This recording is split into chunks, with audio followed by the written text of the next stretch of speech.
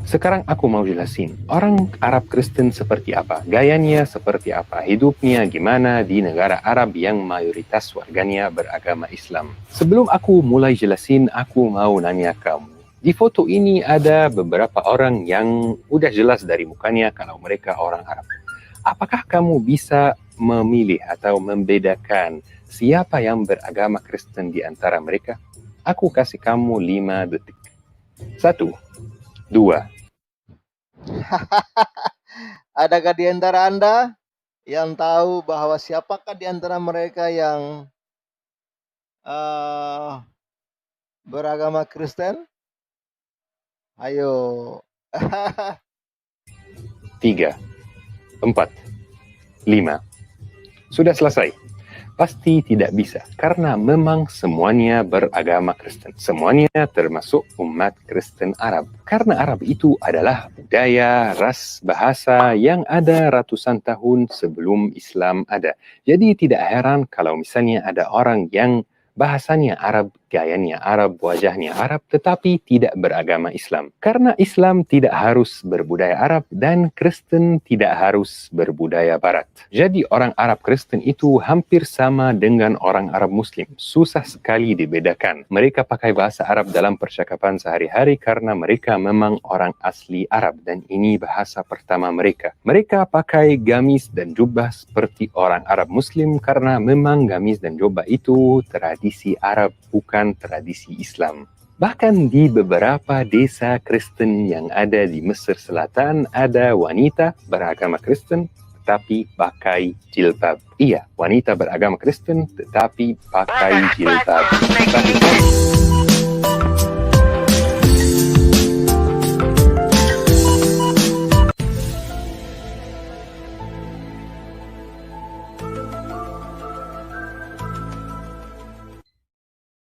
Oke, halo Sobat Waras, apa kabar semuanya? Ya, selamat sore Bung Hotman Siregar ya. Jumpa lagi ya dengan Pavel 88 Channel. Salam sejahtera untuk kita semua dan salam waras. Kali ini kita akan membahas sebuah video yang akan membuka cakrawala berpikir kita supaya jangan terkungkung tertutup ya dengan omongan orang-orang turunan-turunan dari Yaman sana ya. Banyak sekali orang yang menganggap ya bahwa pakaian gamis itu adalah pakaian Islam. Ya, bahkan pakaian juga bisa jadi agama ya. Kemarin MUI mengatakan ya ada seorang wanita yang berjilbab yang ternyata tukang tipu ya, tiket Coldplay, lalu dia ditangkap polisi dan ketika di apa namanya ditangkap oleh kepolisian menggunakan jilbab. Wah, MUI marah.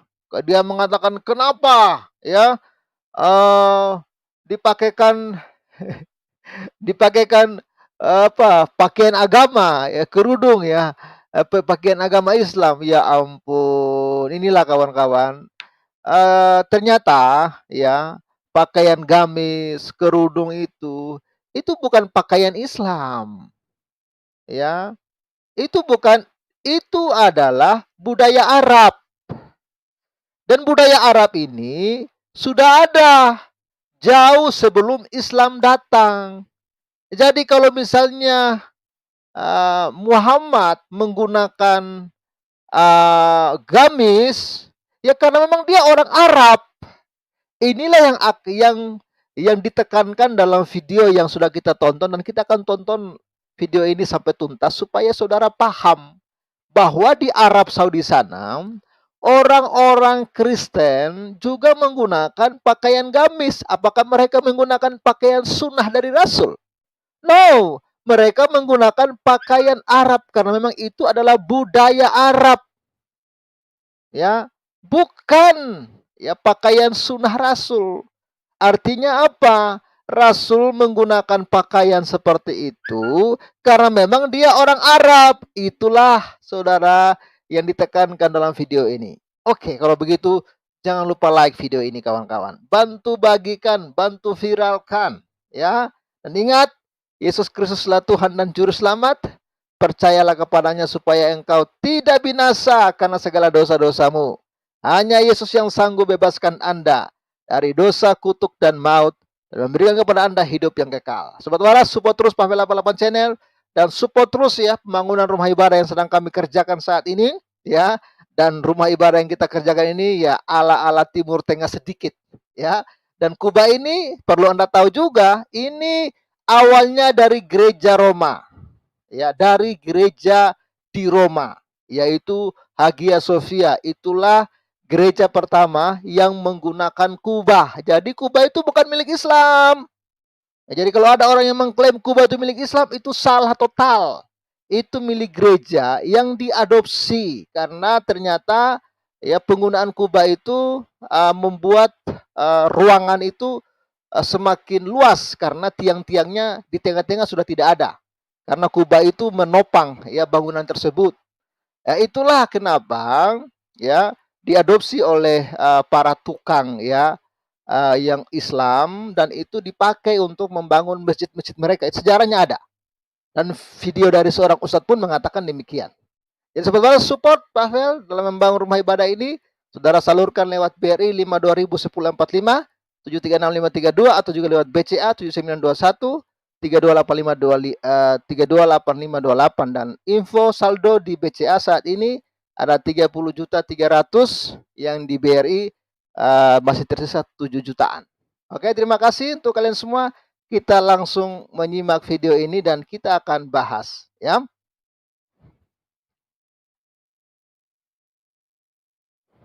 Sekarang aku mau jelasin, orang Arab Kristen seperti apa, gayanya seperti apa, hidupnya gimana di negara Arab yang mayoritas warganya beragama Islam. Sebelum aku mulai jelasin, aku mau nanya kamu. Di foto ini ada beberapa orang yang udah jelas dari mukanya kalau mereka orang Arab. Apakah kamu bisa memilih atau membedakan siapa yang beragama Kristen di antara mereka? Aku kasih kamu 5 detik. 1, 2, 3, 4, 5. Sudah selesai. Pasti tidak bisa, karena memang semuanya beragama Kristen. Semuanya termasuk umat Kristen Arab. Karena Arab itu adalah budaya, ras, bahasa yang ada ratusan tahun sebelum Islam ada. Jadi tidak heran kalau misalnya ada orang yang bahasanya Arab, gayanya Arab, wajahnya Arab, tetapi tidak beragama Islam. Karena Islam tidak harus berbudaya Arab dan Kristen tidak harus berbudaya Barat. Jadi orang Arab Kristen itu hampir sama dengan orang Arab Muslim. Susah sekali dibedakan. Mereka pakai bahasa Arab dalam percakapan sehari-hari karena mereka memang orang asli Arab dan ini bahasa pertama mereka. Mereka pakai gamis dan jubah seperti orang Arab Muslim karena memang gamis dan jubah itu tradisi Arab, bukan tradisi Islam. Bahkan di beberapa desa Kristen yang ada di Mesir Selatan. Oke, gamis itu tradisi Arab, bukan tradisi Islam. Jadi Anda bayangkan orang-orang di Indonesia yang saat ini menggunakan gamis, mereka sedang mengembangkan tradisi Arab. Arabisasi. Ya, ini jelas ya. Ada wanita beragama Kristen tetapi pakai jilbab. Iya, wanita beragama Kristen tetapi pakai jilbab. Bagi kamu sebagai orang Indonesia, kalau kamu pergi ke Mesir, Lebanon, Suriah, Palestina, susah sekali membedakan siapa yang Muslim dan siapa yang Kristen karena mereka semua memang hampir sama. Bahkan yang kadang-kadang terlihat lebih aneh lagi, orang Kristen di Mesir masih pakai kata insya Allah, Alhamdulillah, Masya Allah, Biiznillah. Lo. Jadi ingat, kata-kata insya Allah itu, Alhamdulillah, Bismillah itu, kawan-kawan. Itu bahasa Arab. Bukan bahasa agama. Bukan bahasa milik agama Islam, tapi bahasa Arab. Misalnya salam, itu bukan bahasa agama Yahudi, tapi itu bahasa Yahudi, bahasa Ibrani. Ya kan? Kalau kita mengatakan di sini apa ya? Salam sejahtera, itu bahasa Indonesia, artinya sama. Makanya ketika Panji Gumilang kemarin menyanyikan lagu Hafenu Shalom Alaihim, apa bedanya? Dia hanya menyanyikan lagu Kubawa Berita Kubawa Berita Baiklah ya. Itu kan artinya dia menyanyikan dalam bahasa Ibrani, tapi artinya sama saja. Kubawa berita sukacita, kubawa berita damai. Jadi ini hanya masalah bahasa. Cuma orang-orang Indonesia ini menganggap bahwa bahasa Arab ini bahasa Islam. Anda salah. Karena sebelum Islam datang, bahasa Arab sudah ada gitu loh kawan-kawan. Coba cerdas. Kan sudah terbukti kan tadi menurut brother ini ya, ini orang Arab juga ini ya. Dia memberitahukan bahwa hampir sama. Bahkan yang kadang-kadang terlihat lebih aneh lagi, orang Kristen di Mesir masih pakai kata insya Allah. Nah, di Mesir ya, masih kata insya Allah. Orang Kristen ini yang bilang, kenapa dia mengatakan insya Allah? Karena memang itu bahasanya. Jadi insya Allah itu bukan bahasa agama Islam. Paham? Tapi bahasa Arab. Alhamdulillah. Kata Alhamdulillah. Itu bahasa Arab. Bukan bahasa agama. Bedakan dong. Ya. Masya Allah. Nah, Masya Allah. Bismillah. Jadi itu bahasa Arab. Ya. Bismillah. Karena kata-kata tersebut di bahasa Arab punya arti yang umum, yang boleh dipakai oleh siapapun. Khususnya umat Kristen di Mesir menyebut Tuhan dengan Allah.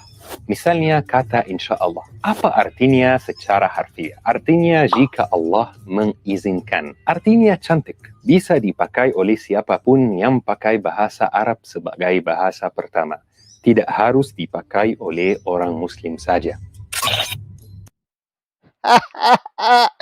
Ini very cerdas dan ini menurut saya sangat membuka cakrawala berpikir kita yang saat ini tertutup yang selalu menganggap bahwa kalau sudah pakai pakaian jubah atau pakaian jubah sih pakaian apa tuh ya kayak daster-daster itu ya jangan Anda pikir itu pakaian Islam, tidak.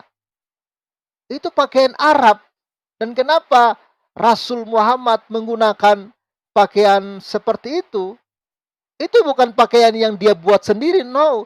Tapi memang budaya dia sebagai orang Arab. Termasuk kalimat bismillah, ya, dan lain sebagainya. Itu bahasa Arab.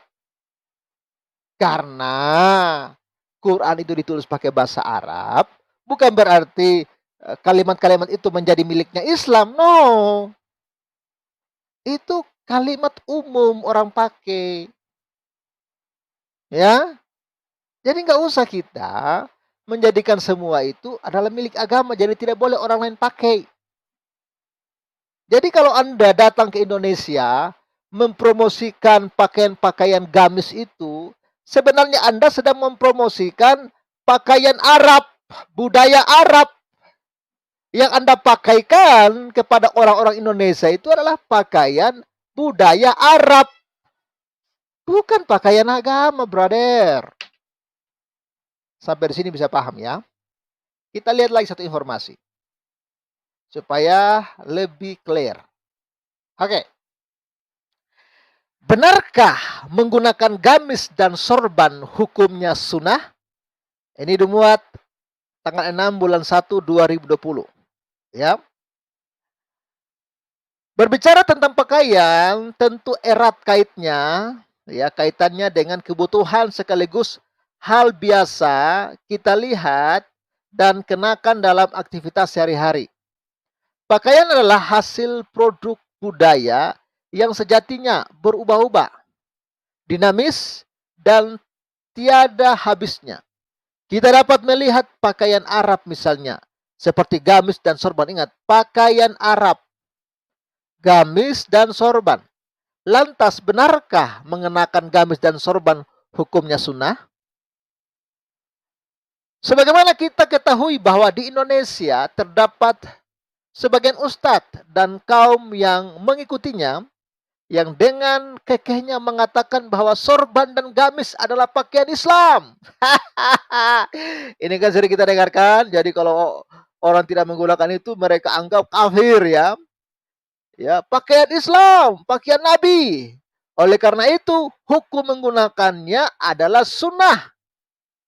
Padahal ya sebelum ada Muhammad, pakaian itu sudah ada dan dipakai oleh orang Arab. Bahkan orang Yahudi juga menggunakan pakaian-pakaian seperti itu karena memang Timur Tengah panas ya kan. Jadi mereka harus pakai pakaian yang lengan panjang dan harus pakai jubah sampai di kaki supaya apa? Tidak kena panas. Kepalanya ditutup pakai sal. Wanita-wanitanya pakai kerudung ya, pakai cadar supaya tidak abu di padang gurun. Ya kan? Terlebih ya, anggapan ini dibenarkan oleh remaja yang baru mengenal Islam. Hingga t-shirt ya pun dihiasi kain yang dianggap sorban. Makanya maksudnya agar mendapat sunnah meski gayanya harus berbeda dari kebanyakan orang. Anggapan ya mengenakan sorban hukumnya sunnah yaitu bersumber dari hadis bahwa Nabi mengenakan sorban. Hadis tersebut diriwayatkan oleh Imam Muslim dari Amr bin Huraits. Kawan-kawan ya. Ini bahasa Arabnya dan artinya telah menceritakan kepada kami Yahya bin Yahya dan Ishak bin Ibrahim. Keduanya berkata, telah mengabarkan kepada kami Waki dari Musawir al-Warak dari Ja'far bin Amru bin Huraits dari bapaknya bahwa Rasul ya menyampaikan khotbah di hadapan orang banyak dengan mengenakan sorban hitam. Ya iyalah, dia kan orang Arab. Iya kan, jadi pakai sorban itu wajar. Berdasarkan hadis ini, memang betul Rasul mengenakan sorban. Tepatnya sorban berwarna hitam. Namun bukan berarti mengenakan sorban lantas dihukumi sunnah. Sunnah dalam pengertian syariat bukan berarti juga mengenakan sorban adalah wajib sehingga siapapun yang meninggalkannya maka berdosa. Sorban yang dikenakan Rasul merupakan pakaian khas Arab. Pada umumnya saat itu bahkan hingga kini. Kita tahu pakaian khas Arab yang berkembang saat itu seperti isar ya, kain bawahan jenis sarung, gamis, sirwal ya celana panjang, imamah, sorban, ya saub pakaian biasa, rida, kain atasan sejenis ya, selendang dan lain sebagainya. Pakaian seperti disebutkan di atas merupakan pakaian khas Arab. Budaya Arab. Khas Arab, budaya Arab. Yang tentunya banyak perbedaan dengan pakaian lokal Indonesia sendiri. Ya, jadi kaum-kaum yang suka mempromosikan budaya Arab Indonesia, lalu menggeser budaya Indonesia, ayolah kawan-kawan, jangan kalian tertipu. Jangan sampai budaya Indonesia itu hilang. Ya. Pakaian-pakaian tersebut tidak hanya dikenakan oleh umat muslim saja saat itu, melainkan juga umat non-muslim mengenakannya. Pakaian khas tersebut umum, muslim dan non-muslim. Oleh karenanya pakaian-pakaian tersebut bukanlah urusan agama, melainkan budaya semata. Jadi bukanlah urusan agama soal pakaian. Jadi kalau MUI mengatakan jilbab itu adalah pakaian agama, wah ini mah koplak banget sih menurut saya ya. Ya, luar biasa. Dalam hadis lain ya terdapat keterangan yang mengatakan bahwa mengenakan sorban memiliki keutamaan tertentu seperti keutamaan bersorban saat salat dibanding tidak bersorban. Perlu diketahui bahwa hadis-hadis mengenai keutamaan mengenakan sorban tersebut adalah palsu. Ada kalanya juga lemah sekali sehingga tidak layak diamalkan. Hal ini sebagaimana tercantum dalam buku hadis-hadis bermasalah karangan Prof. Ali Bahkan jika mengenakan gamis dan sorban bertujuan agar mendapat reputasi dan popularitas karena merasa berbeda dari pakaian umum dikenakan orang, maka hukumnya haram. Jadi kalau yang kau pakai pakaian itu hanya mau gaya-gaya supaya mau cari popularitas, supaya dianggap Habib, ya kan, dianggap ustadz, ulama, gara-gara pakai pakaian Arab ini, maka katanya itu haram.